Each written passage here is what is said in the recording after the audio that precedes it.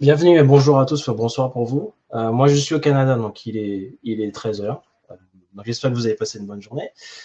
Comme disait Lauriane, on va parler de nos codes, mais surtout nos codes appliqués aux entreprises. Et on va parler spécifiquement de la plateforme Glide. Mais avant ça, on va faire un petit retour sur comment on en est arrivé au no-code. Donc j'ai fait une petite frise chronologique rapide de l'histoire, entre guillemets, du développement. Donc, ça a commencé un petit peu en des années 50, la programmation, à proprement parler, avec les fameux COBOL et Fortran, là, dont personne ne se souvient, mais qui ont été l'origine vraiment de la programmation. Dans les années 90, c'est là qu'on a vu l'avenue du web, donc le HTML, etc., le CSS. Et c'est à partir de l'an 2000, des années 2000, qu'on a commencé à avoir des outils qui permettaient d'accélérer le développement. Donc, tout ce qui était framework, tout ce qui était CMS. Donc, les frameworks, ce sont des outils, pour ceux qui ne savent pas, qui permettent d'accélérer le développement. Donc, typiquement, il y aura des petits modules qui sont fournis qui permettent, par exemple, de gérer tout ce qui est login, gestion du password, et ça évite à des développeurs de devoir gérer tout en code, comme l'encryption des mots de passe, etc., la connexion base de données. Donc, les frameworks permettaient d'avoir des petits modules qui permettaient d'accélérer le développement, comme je disais. Il y a eu aussi les CMS qui rajoutaient une surcouche visuelle où on pouvait commencer à configurer nos sites web via l'interface. Et donc, le plus connu, c'est WordPress. Il y a eu Drupal, Joomla, enfin, il y a toujours d'ailleurs. Et c'est vraiment à partir de là qu'on a commencé à voir les gens avoir plus de facilité à développer. Le low-code est arrivé 10 ans plus tard, c'est à peu près tous les 10 ans qu'il y a une nouvelle, un peu percée d'une nouvelle gamme de produits qui sont disponibles pour les développeurs ou les builders. Et le low-code, c'est encore plus de facilité à configurer une plateforme, une application ou un site web à partir de l'interface. Donc, comme bon exemple que j'aime dire, c'est Shopify, que beaucoup de gens disent que c'est du no-code. Moi, je trouve que c'est plus du low-code parce que Shopify, on peut configurer toute sa boutique en ligne avec l'interface. Mais en ce qui concerne le design, on peut acheter des thèmes, c'est vrai, des templates. Mais dès qu'on veut commencer à customiser ou avoir un peu un rendu qui nous intéresse, il faut un peu rentrer et on a accès au code source du template, du design pour pouvoir mettre la main dedans et faire des modifications, rajouter des modules, etc. Depuis les années 2020, en gros, et avec la venue du Covid, et on a vu une adoption massive du no-code. Et le no-code, l'idéologie, c'est vraiment de pouvoir construire une application sans toucher au code et en ne sachant même pas coder du tout. Et du coup, qu'est-ce que le no-code? Mon ami ChatGPT et moi-même, hier soir, on réfléchissait à une bonne métaphore pour présenter le no-code et on est venu à ça. Construire une application no-code, c'est un peu comme monter un meuble Ikea. On a toutes les pièces qui sont fournies. Euh, on peut assembler selon le projet et l'ensemble s'adapte à nos besoins. Donc, typiquement, souvent, sur certains meubles Ikea, il y a plusieurs configurations possibles. Donc, on choisit celle qui nous correspond le mieux. Et on peut mettre un meuble soit dans notre cuisine, soit dans la chambre. On peut soit le mettre au sol, soit l'accrocher au mur. Donc, en fait, on l'adapte. Et le no-code, c'est pareil. On peut créer plusieurs types d'applications pour plusieurs use cases et dans plusieurs industries. Et enfin, et surtout, le plus important, c'est qu'on n'a pas besoin d'être un expert pour obtenir un résultat professionnel. On n'a pas besoin d'être menuisier pour monter un bureau Ikea. Et on n'a pas besoin d'être un développeur pour faire une application en no-code. Donc, c'est vraiment ça le, les gros avantages du no-code. Alors, avant de continuer, qui suis-je? Alors, moi, c'est Alan. Je suis ingénieur informatique de formation. J'ai commencé ma carrière en tant que développeur, donc en bas de l'échelle. Puis, après quelques années, je suis passé team lead, tech lead. Et enfin, j'ai transitionné un peu plus en pre-sales, donc en architecture de solutions, en plus en avant-vente, quoi.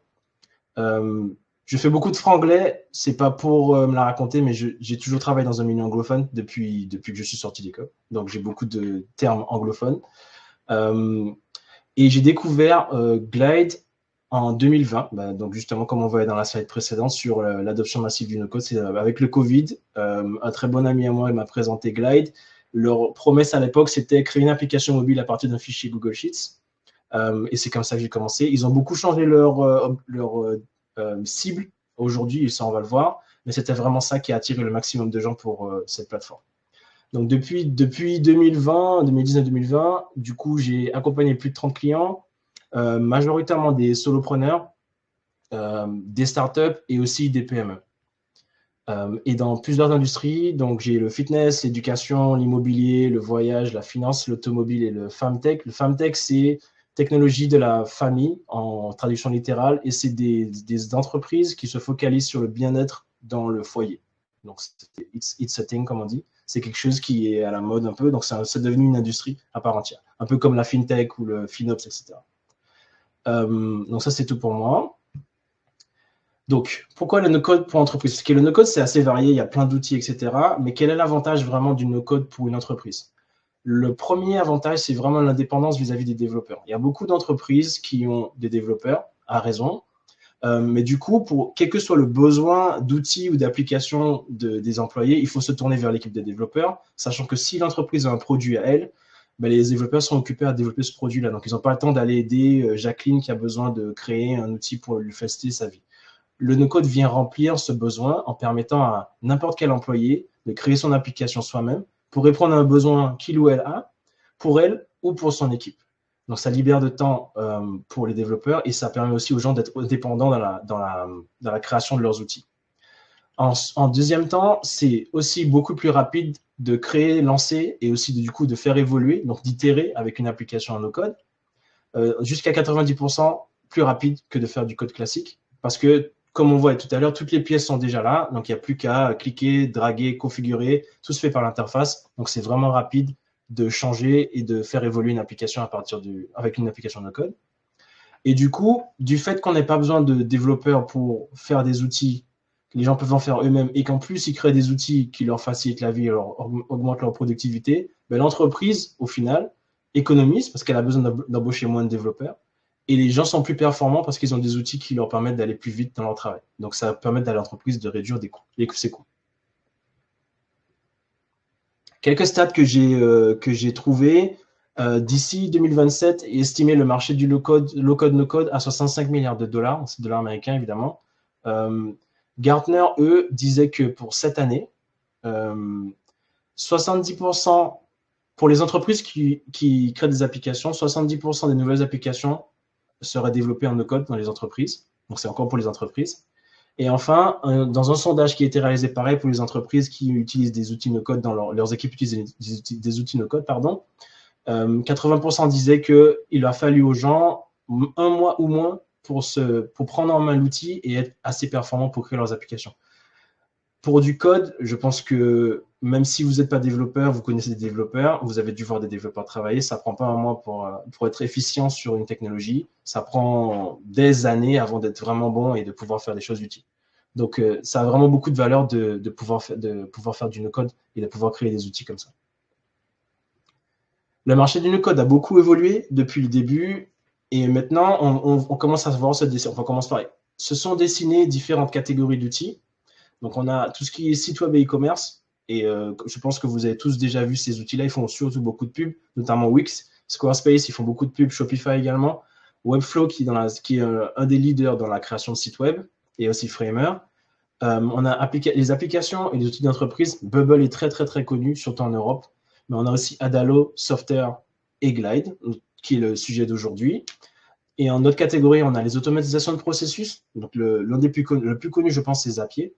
Make aussi est très connu, mais il est assez difficile à prendre en main, donc il y a moins de gens qui l'utilisent. Et N8N, qui est une solution qui permet de l'héberger soi-même. Il prend un peu de l'ampleur, surtout pour les développeurs qui aiment bien s'affranchir des souscriptions, etc. Et enfin, la catégorie gestion de données, on a Airtable, pareil, qui est très, très, très connu en France et en Europe, qui est un peu un Excel sous stéroïde. Mais il y a aussi Baserow et Retool. Baserow, je ne connais pas du tout, mais Retool, il permet de créer des dashboards à partir de différentes sources de données pour pouvoir faire de la visualisation de données. Donc, comme Glide, pour le coup, qui est le sujet du jour, est vraiment spécialisé dans les outils d'entreprise.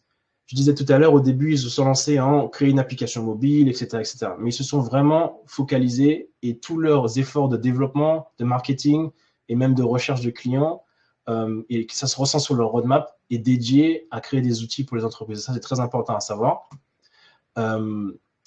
Et depuis cette année, ils ont mis un très gros focus sur l'IA.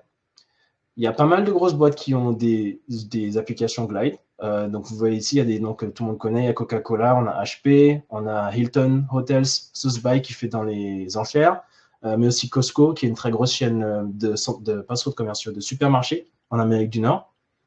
Et Glide repose vraiment sur 3 gros piliers. Les données, l'interface, l'automatisation. Donc, les données, c'est les bases de données. Ils ont leur propre solution native avec Glide Tables. Il y a aussi une version avec plus de données. En gros, ils appellent ça big table. Je ne vais pas trop embêter sur le nom pour le coup, parce que glide table a un peu une limitation en termes du nombre de lignes qu'on peut avoir. Le big table règle cette limite. Mais ils permettent aussi de connecter, si vous avez déjà des sources de données à vous, donc des Google Sheets, des fichiers Excel, des bases SQL ou même des bases Airtable, vous pouvez les intégrer et construire une application à partir de ces données-là. Donc ça, c'est super pratique, parce que si tout le monde devait migrer toutes ces données chez Glide, ça aurait été un frein à l'adoption. Le deuxième pilier, c'est l'interface. Comme je disais, l'objectif du no-code, c'est de tout créer à partir de l'interface. Et donc, ils vont encore plus loin, c'est-à-dire qu'à partir des données qui ont été ajoutées, Glide va proposer carrément des écrans. Il va remplir ces écrans avec des composants en fonction des données qu'il a vues dans les tables. Donc, en fait, la majorité du travail, et on va le voir tout à l'heure dans la démo, la majorité du travail est déjà faite juste en ayant ajouté les données au final. Donc, ça, c'est top. Ils fournissent évidemment des composants UI prêts à l'emploi, donc des drop-downs, des champs texte, des images, des visualisateurs de vidéos, etc., pour qu'on ait le choix pour avoir la flexibilité de créer nos écrans. Et ils ont un design qui, par défaut, et ça, par exemple, c'est l'un des... Alors, je sais que Bubble a beaucoup évolué, mais au départ, Bubble, il y avait un gros souci par rapport au mobile, où il fallait tout refaire, il fallait vraiment coder soi-même la partie mobile friendly. Je pense qu'ils ont beaucoup évolué depuis. Je ne suis pas trop, donc je ne vais pas trop me prononcer.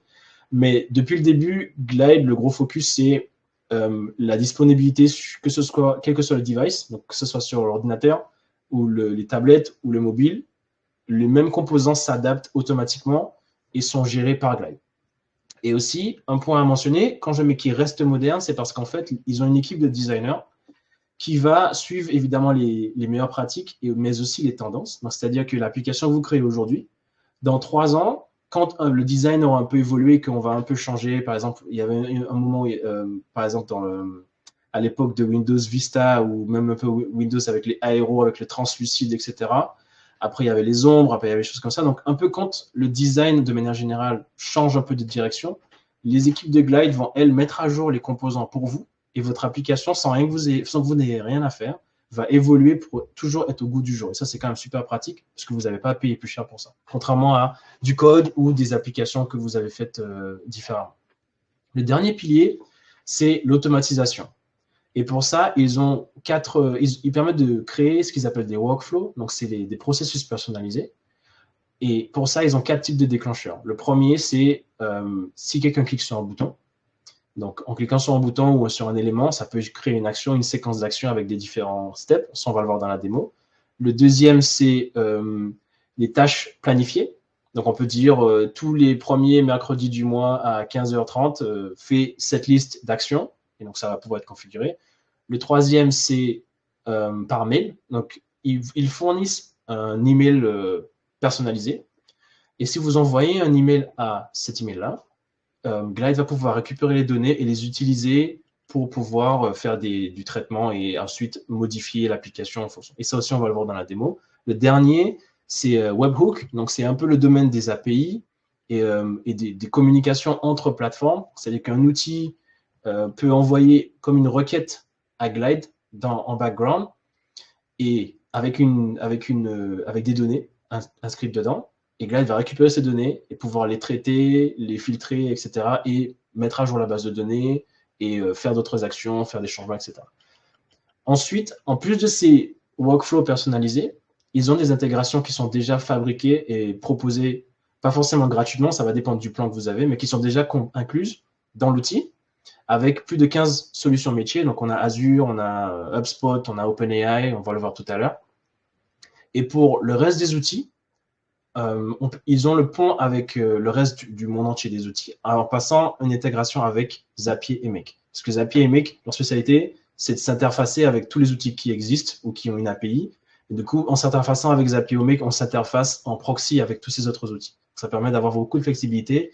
Si les processus personnalisés de Glide ne sont pas suffisants, on peut passer sur Make et ou Zapier et du coup étendre le champ des possibles pour intégrer avec d'autres outils.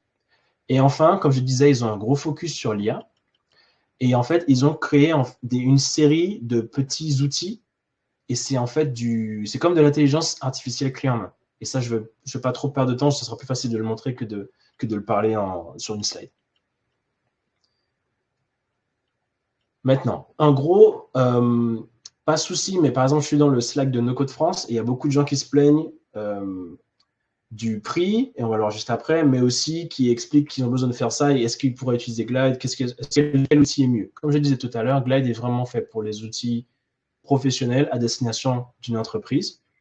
Et donc, un bon use case pour Glide, ce serait, par exemple, une équipe qui fonctionne avec des fichiers Excel, les secrétaires, elle a son fichier Excel, elle doit le gérer, elle le remplit, elle l'utilise, elle l'envoie à quelqu'un, la personne le modifie, elle le récupère.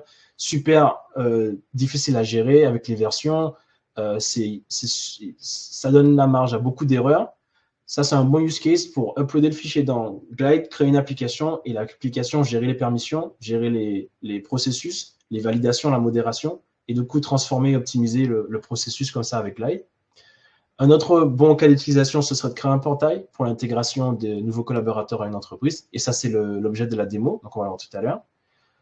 J'ai eu aussi un de mes clients qui travaille dans le bois et qui avait besoin de gérer son stock. Donc, quand les camions arrivent à l'entrepôt, ils ont besoin de faire l'inventaire de toutes les pièces qu'ils ont reçues.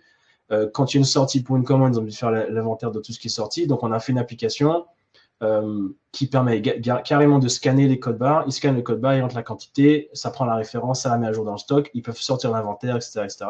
Donc, avant, ils étaient sur papier stylo. Et là, ils sont passés à une solution complètement digitale avec des tablettes où ils peuvent scanner et tout est plus sûr et automatisé. Et enfin, un très très très bon cas d'utilisation pour Glide, même si le code restera toujours le Graal quand on a besoin d'un truc super puissant. Mais c'est toujours une bonne idée de commencer avec une application Glide ou même no code pour développer une MVP avant de coder la solution finale. Ça permet, premièrement, de valider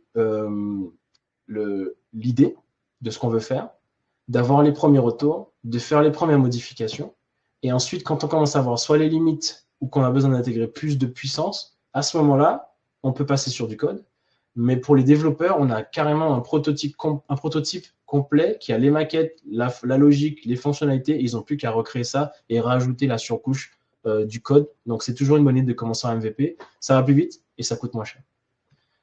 Les cas où Glide n'est pas du tout adapté, et parce qu'il y a beaucoup de gens qui demandent oui, j'ai besoin de faire tel use case, est-ce que c'est une bonne idée d'utiliser Glide? Et on leur répond toujours non, on ne fait pas ça, c'est pas une bonne idée. Typiquement, Marketplace ou une application e-commerce, comme on a vu tout à l'heure, il y a d'autres outils qui sont spécialisés dans ça, donc c'est pas une bonne idée. Pareil pour un SaaS grand public, parce que Glide facture sur le nombre d'utilisateurs. Donc si tu veux faire un SaaS et que tu as besoin de 3000 users, ben, ça va te coûter une fortune. Et pareil, si on veut développer une application avec une interface et un design très, très, très poussé ou très, très, très personnalisé, encore une fois, les composants qu'ils proposent sont designés par eux. Et on peut mettre un peu de CSS, mais ce n'est pas l'objectif.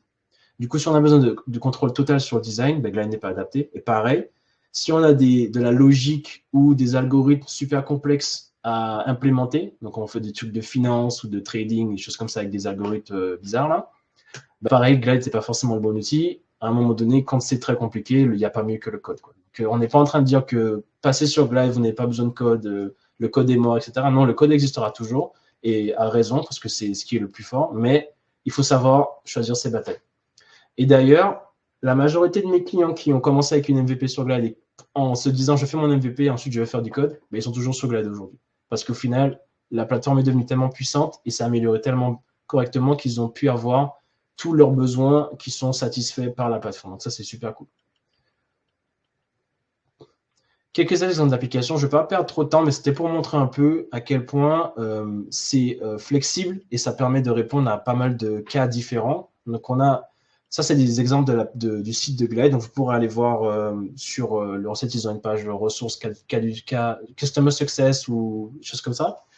Donc on a Catapult Sport, qui est du coup évidemment dans le sport, ils sont sur la performance sportive même. Ils utilisent Salesforce, mais ils ont quand même créé un CRM dans Glide pour économiser des licences, parce qu'ils avaient des utilisateurs qui venaient une fois tous les 3 mois pour vérifier 3 infos.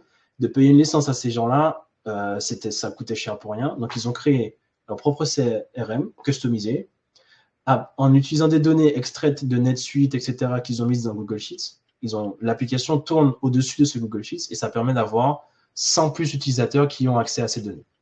Ensuite, on a TED, que je pense que tout le monde connaît, qui est dans l'événementiel. Pour améliorer l'expérience d'un de leurs événements, ils ont créé une application. Et là, on voit la rapidité d'exécution en 3 jours. qui a permis à tous les gens, tous les participants d'accéder du coup au programme, aux biographies des intervenants, aux ressources supplémentaires. Ils pouvaient aussi interagir avec le staff, etc. Donc ça a permis à tout le monde d'avoir une meilleure expérience dans un outil qui était facile et ils n'ont pas mis beaucoup de temps à le développer, donc c'était pratique. Carbonet, qui est une entreprise américaine dans l'environnement, dans le traitement des eaux, eux, ils ont carrément.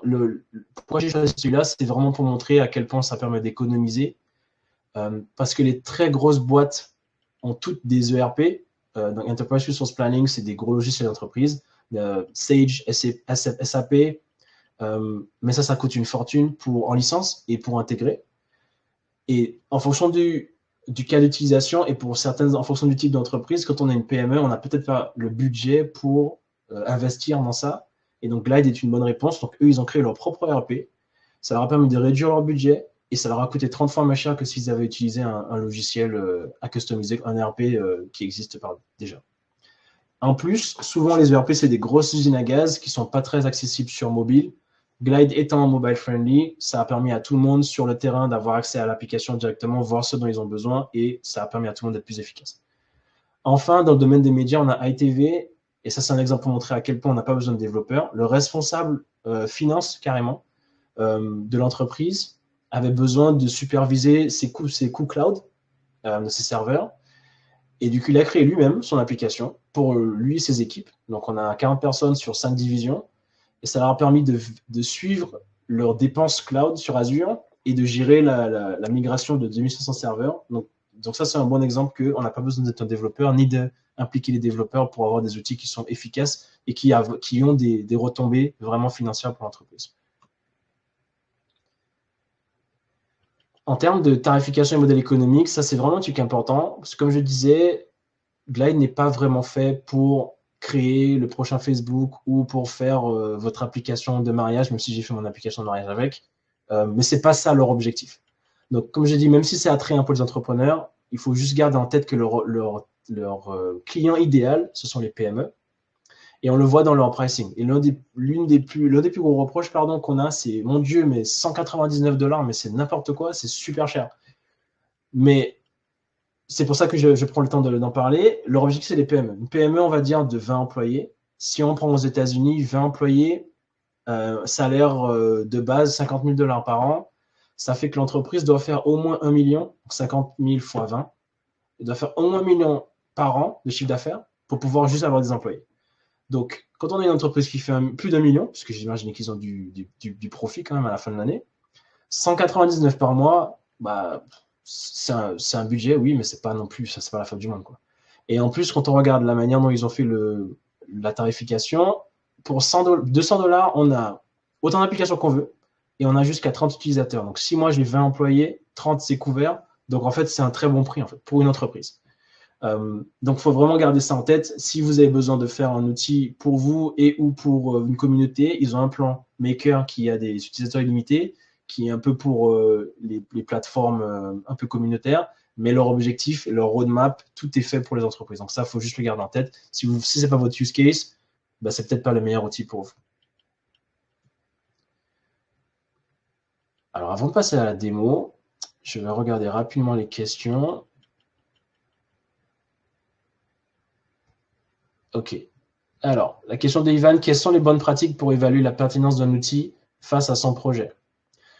Alors, du coup, c'est ce que je viens de dire. Il faut regarder, en général, le site web de l'outil lui-même te donne un indice sur quel type en fonction de leur cas d'utilisation, leurs success stories, les showcases qu'ils mettent sur leur site, c'est ça qui va te montrer c'est quel type de projet qu'ils recommandent.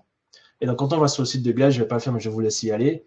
Vous allez voir que leur site est vraiment positionné sur entreprise et maintenant AI pour entreprise. Donc, il faut regarder la communication de l'outil déjà. Et ensuite, on a plein de communautés en ligne, les forums, les choses comme ça, où il y a plein de gens qui vont pouvoir vous donner un avis sur le cas d'utilisation que vous avez. Donc, il faut vraiment en parler aux gens, demander l'avis de plein de gens. Maintenant, le no-code, c'est tellement connu que tout le monde en parle. Et tout le monde qui a essayé quelque chose. J'en parlais tout à l'heure, il y a le Slack de No-Code France qui est gratuit, vous pouvez juste rejoindre. Il y a beaucoup d'outils qui sont référencés, vous pouvez rentrer, poser vos questions et ça vous permet au moins d'avoir un peu d'idée de comment vous vous diriger à partir de là. Et cas d'usage privilégié, je pense que j'ai un petit peu répondu, j'ai pas le timing de 13h14, ouais, donc ça fait 15 minutes, ouais. Donc je pense que j'ai un peu répondu à ça. Application pour entreprise, application pour employés sur le terrain, portail d'inventaire, application de onboarding, c'est vraiment les cas métiers. Alors, du coup, on va passer sur la démo où on va faire, pour le coup, une application de onboarding. Hop, je vais partager tout mon écran.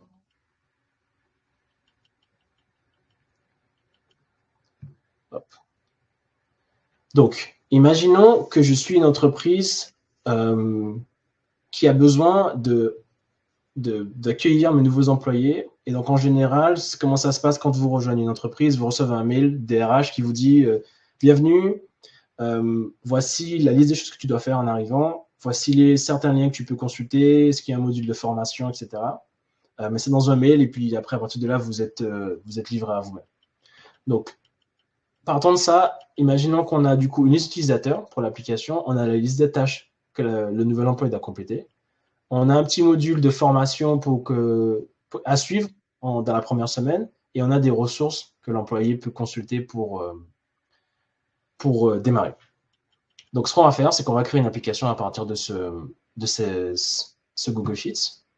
Donc, quand on arrive dans Glide, on va créer une nouvelle application et on va dire qu'on veut importer un fichier. Pourquoi importer et pas juste choisir Google Sheets?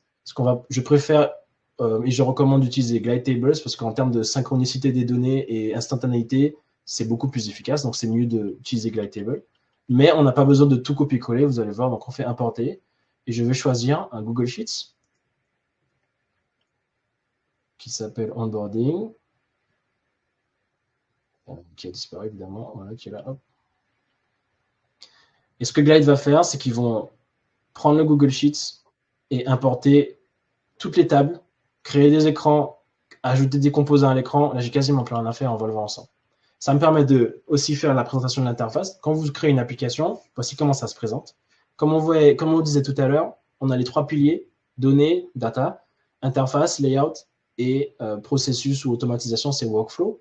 Et il y a aussi les paramètres ici. Avant, c'était à droite, mais dans le milieu.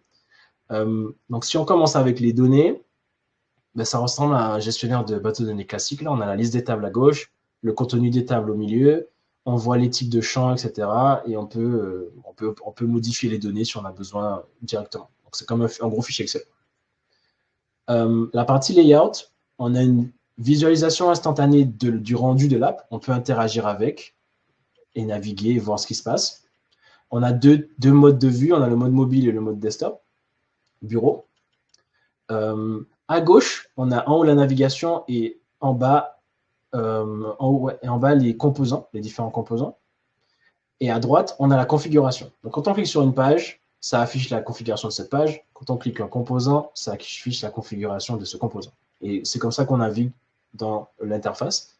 Et les workflows, là, c'est vide pour l'instant. On va en créer un tout à l'heure, je vous montrerai, mais ça vous montre tous vos workflows qui sont listés là. Vous pouvez les organiser par dossier, etc.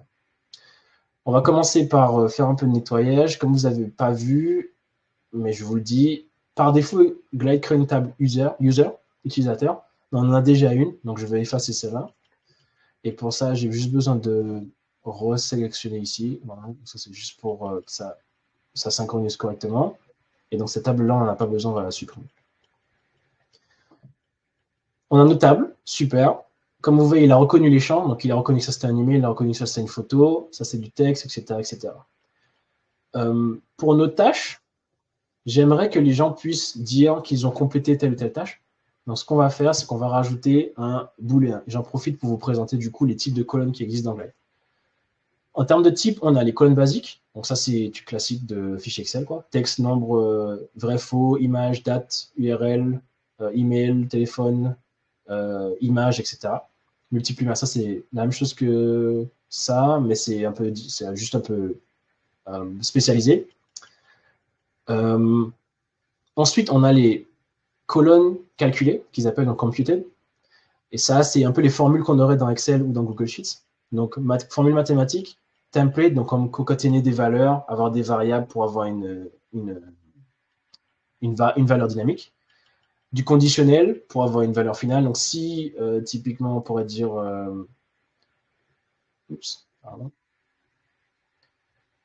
Si, imaginons, on avait département, on pourrait avoir... ou alors, on veut créer les départements, on pourrait dire si le poste est développeur, alors département égal... c'est un peu comme ça, des conditions comme ça. Ensuite, on a... Tout ça, c'est tout ce qui sera des formules. Donc, on a les lookup, VLOOKUP, toutes des choses que vous verriez dans Excel. C'est des colonnes qui sont préconfigurées pour ce cas d'utilisation-là. Ensuite, on a les intégrations dont on parlait tout à l'heure. Comme vous voyez, il y a Azure, il y a Clearbit, il y a Google Cloud, il y a Giphy, HubSpot, Google Maps, Pexel, OpenAI, etc. Et enfin, on a Glide AI. Et donc, comment ils ont pensé Glide AI? Ils se sont dit, l'objectif de AI dans une application d'entreprise, le plus souvent, c'est pour rendre de la donnée non structurée en donnée structurée. Le grand public utilise ChatGPT pour générer du texte, mais une entreprise, ce qu'elle veut, majoritairement, c'est de faire sens et de pouvoir traiter de la donnée. Donc, ils sont partis dans cet esprit-là pour créer des petits modules qui servent juste à ça. Donc, on a la première chose, c'est en fonction du format source, générer du texte, et à partir du texte, de faire de la donnée structurée. Et on le voit comme ça. Donc, on a de audio vers texte, de document vers texte. Donc, ça, c'est PDF, page web même, PowerPoint, Word, Excel. On met le fichier et on met un prompt et il va extraire le texte. On a le generic text qui est comme un ChatGPT classique. On a image to text. Donc, ça va être par exemple uploader un reçu de resto ou une facture et on va pouvoir lui dire d'extraire le montant, le prestataire, la date, etc. Et une fois qu'on a généré du texte, on peut le structurer. Donc, à partir des textes, on peut faire du booléen, vrai, faux. Donc, analyse ce texte, dis-moi si telle condition est vraie ou fausse. Ou un autre bon cas, ce serait en fonction, et on va le voir dans la deuxième démo, en fonction de ce paragraphe, assigne ce ticket à une de ces catégories-là. Et là, typiquement, il ne peut renvoyer que une des valeurs qui est listée ici. Donc, ça permet de restreindre l'AI à donner une réponse qui est structurée comme nous, on le veut. Pareil pour date, pour nombre, texte ou JSON. Donc, ça, c'est vraiment pour les types de colonnes qui existent dans Glide. Donc, on disait tout à l'heure, j'ai besoin de mettre que la tâche est complétée. Et ça, du coup, c'est un booléen. Donc, c'est vrai-faux. Et là, il y a une autre fonctionnalité qui permet d'avoir une valeur spécifique pour chaque utilisateur. Donc, typiquement, cette case à cocher, si Alan a dit qu'il a fait le formulaire d'onboarding, Mélanie ne l'a pas forcément fait. Donc, si Alan coche, c'est valable que pour Alan. Mélanie, ce ne sera pas coché. Vous allez le voir dans pas longtemps. Donc, ça c'est un des avantages encore des colonnes Glide. Et c'est à peu près tout ce dont on avait besoin pour les bases de données. Maintenant, si on va dans notre interface, comme vous voyez, Glide a déjà fait la majorité du travail pour nous. Donc, on a une collection, donc une liste d'utilisateurs. On a différents formats qui sont proposés. On va prendre le format table. Il a automatiquement choisi les colonnes qu'il pense qui correspondent. Il a aussi préconfiguré des actions. Donc, si j'ai besoin d'ajouter un collaborateur, automatiquement, le formulaire est déjà rempli pour moi. Là, j'ai juste à rajouter que typiquement, par exemple, le nom il est obligatoire et l'email. Mais il a vu que la photo, ce serait une image, le nom, c'est du texte, et l'email, c'est une adresse email. Donc, si je rentre Toto, ben, il y a la validation d'email parce qu'il sait que ce champ-là correspond à un champ email. Donc, 80% du travail est déjà fait. Et pareil pour mettre à jour un employé, il a déjà prépopulé tous les champs pour la mise à jour. Donc, cette page-là, en fait, j'ai rien à faire. À part peut-être changer l'icône. Allez hop, voilà ma contribution. Ensuite, la deuxième page, c'est les tâches à compléter. Donc, pour ça, on va montrer une checklist. Voilà. Il a automatiquement assigné que la colonne qui va enregistrer le vrai ou faux ou le compléter, c'est la colonne booléenne qu'on a créée. Donc, ça, on n'a pas besoin, on n'a pas de description. Donc, il a automatiquement mappé la colonne pour nous. Et ce qu'on peut faire en revanche, c'est retirer la recherche et retirer les actions. Parce que ça, on n'en a pas besoin d'ajouter des nouvelles tâches. On pourrait, mais dans ce cas-là, on va dire que non. Et on n'a pas besoin d'ouvrir la tâche non, également. Donc, ça, c'est bon. Ensuite, les modules d'intégration, pareil, on va retirer les actions. Hop. Et on va changer le format, on va mettre des cartes, pour que ce soit un peu plus joli. Donc là, le titre, c'est bon, la description, c'est bon, l'image, là, il s'est planté. Donc, on va lui dire de prendre la thumbnail. Voilà, et je vais en mettre un peu plus gros pour que ça soit plus, voilà, que ça prenne tout l'espace. Vu qu'il n'y a pas beaucoup de modules, on peut prendre tout l'espace. Donc ça, c'est bon. Ensuite, si je rentre dans une page, encore une fois, il m'a déjà préconfiguré l'écran à partir des champs de la table et les valeurs qui correspondent. Donc là, j'ai le titre et la description, le lien de la vidéo, ça, c'est pas idéal, et la vignette du module. Donc ça, c'est pas très utile, on va le retirer. En revanche, j'aimerais bien que la thumbnail soit mise en haut, donc je vais mettre ça comme ça, avec l'image, ce sera du coup la vignette, voilà. L'action d'éditer, ça, on n'en a pas besoin pour le coup, donc on retire.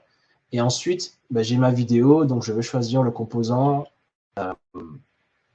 vidéo qui est quelque part, sinon, attends, j'ai perdu l'habitude de chercher, de scroller parce que je cherche en haut. Donc voilà, on a un composant vidéo, il nous a mis une vidéo, un lien bidon, et on va lier ça avec le lien vidéo, qui est un lien qui n'existe pas, donc il n'y aura rien, mais vous voyez l'idée. On a aussi des breadcrumbs, donc je ne sais plus comment on dit en français, le chemin de la page, qu'on peut revenir ici, et on a tous les modules qui sont du coup configurés de la même manière. Enfin, donc on peut dire, on peut changer l'icône, là. Je vais changer les icônes, c'est la partie la plus satisfaisante. Hop, les icônes. Il fournit une liste d'icônes, il y a beaucoup d'icônes, on peut choisir, donc quoi faire. C'est là où je perds le plus de temps en fait quand je fais une application. Et enfin, les ressources, c'est pareil, on n'a pas besoin de ni ajouter ni modifier les ressources, on n'a pas besoin de la recherche non plus. Et j'aimerais bien, donc on a le titre, super, j'aimerais bien que quand je clique, là ça m'ouvre la page de la ressource avec le lien. Et ça, c'est pas super idéal. Donc j'aimerais bien que quand je clique, ça m'ouvre automatiquement le lien. Donc ce que je vais faire, c'est que je vais modifier les actions. J'active les actions avancées, et donc le item click, donc quand je clique dessus, je vais changer ça, et je vais créer un workflow qui va être tout simple, qui va être ouvrir le lien. Je vais le mettre dans le dossier ressources.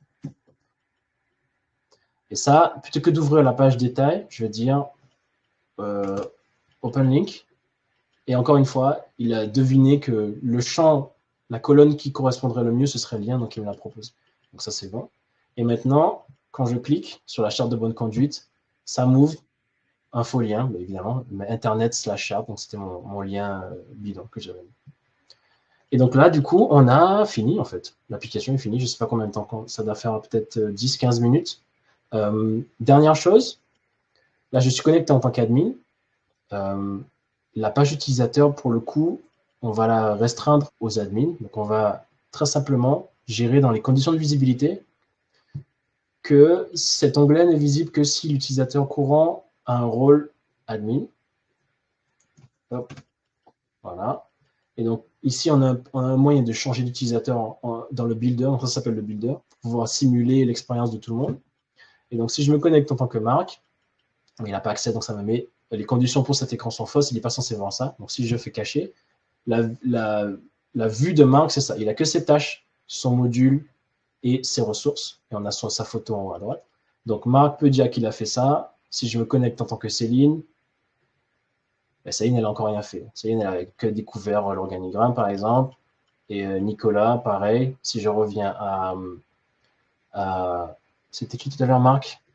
Voilà. Donc, vous voyez, le checkbox, en fait, n'est applicable qu'à l'utilisateur en cours. Et ça, c'est super pratique. Et après, tout le reste est commun, donc il n'y a pas vraiment de différence. Dernière petite chose, j'ai déjà dit dernière, mais ce sera vraiment la dernière chose. J'aimerais, en tant qu'admin, que quand j'ajoute quelqu'un, ça lui envoie un mail. Du coup, ce qu'on va faire, ça c'est le formulaire d'ajout. Déjà, je vais changer son nom parce que add item, c'est pas très beau. Donc, ajouter utilisateur.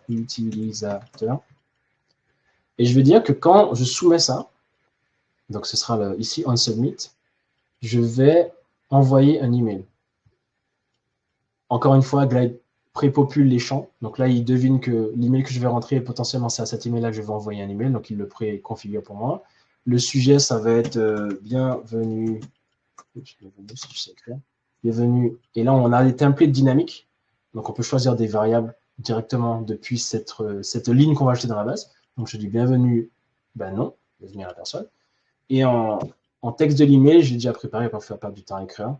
Ton accès, en gros, ça dit bonjour X, ton accès a été créé sur notre application onboarding, tu trouveras la liste des tâches à accomplir en module de formation et plein de liens utiles. N'hésite pas à contacter ton manager, bienvenue, blablabla. Donc ça, c'est le body de mon email. Et on inclut également un lien pour ouvrir l'app directement. Et donc, pour que tout ça, ça marche, on va devoir publier l'app, sinon il n'y a pas d'app à accéder, donc je vais publier l'application. Et on va faire un test. Donc, je vais m'ajouter, moi, Alan.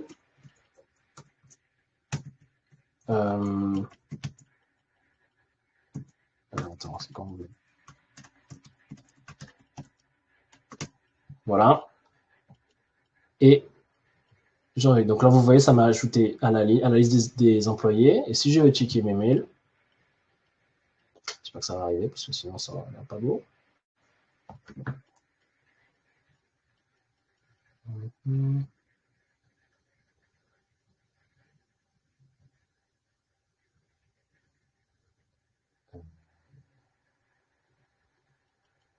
Voilà. Petit suspense. Donc, je n'ai pas changé le nom de l'app, mais là, vous avez le nom de l'app avec l'icône qu'on n'a pas configurée, mais ça, c'est configurable.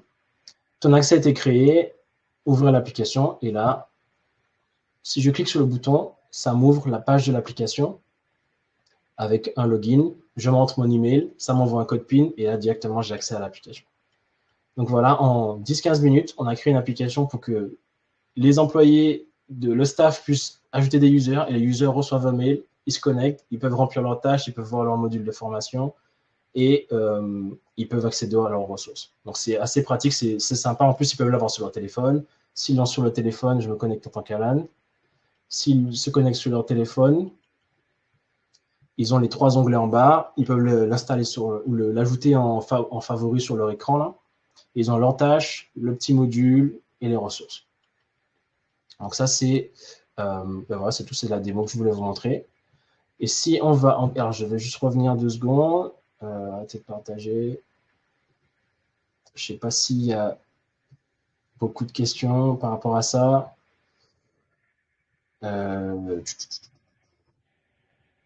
S'il reste un peu de temps, je vais vous montrer, si on veut aller plus loin, une application que j'ai faite en 30-40 minutes. Donc, je ne peux pas la faire en live parce que ça demande un peu plus. Mais typiquement, si on retourne rapidement,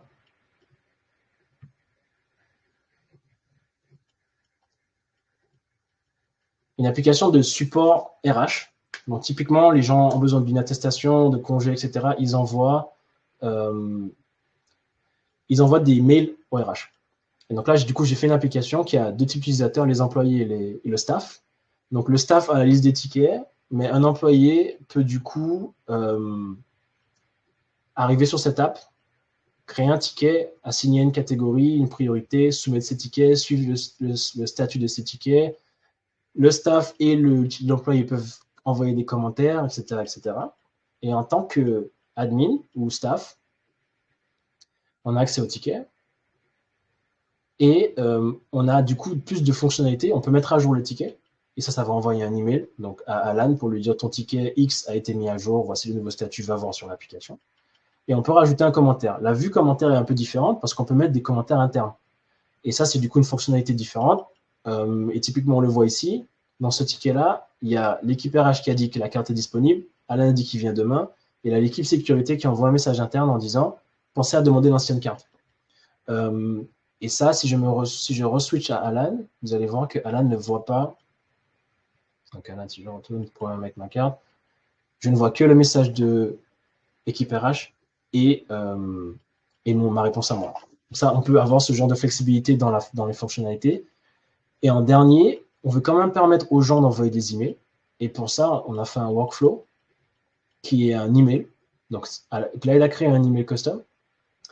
Et du coup, en fonction de cet email, on va pouvoir générer le titre du ticket. On a le prompt qui fait ça. On va aussi automatiquement assigner une des catégories, donc congé, paie, formation, etc. Et on va aussi déterminer la priorité en fonction de l'email. Et après ça, on l'ajoute en fonction du type qui a été généré, la catégorie, la priorité, etc. Et donc, si je fais un test rapide, je vais vous montrer. Donc, il faut que je mette depuis... Hop, on va mettre le contenu. Voici une erreur sur le salaire.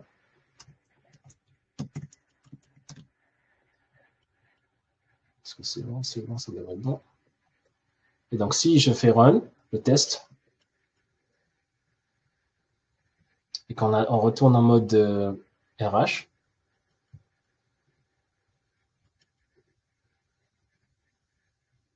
on a un nouveau ticket qui est apparu automatiquement. Ça, c'est le titre qui a été généré en fonction de l'email. Ça, c'est le contenu de l'email en entier. Donc, je viens de vérifier ma facture, j'ai ma fiche de paie, j'ai une erreur, etc., etc. Ça a automatiquement assigné la catégorie et ça a aussi assigné une priorité au ticket. Parce que pour le coup, une erreur sur le salaire, c'est assez important. Donc, automatiquement, on a utilisé du coup AI pour parser l'email et créer un ticket qui est formaté, comme je disais, avoir des données structurées.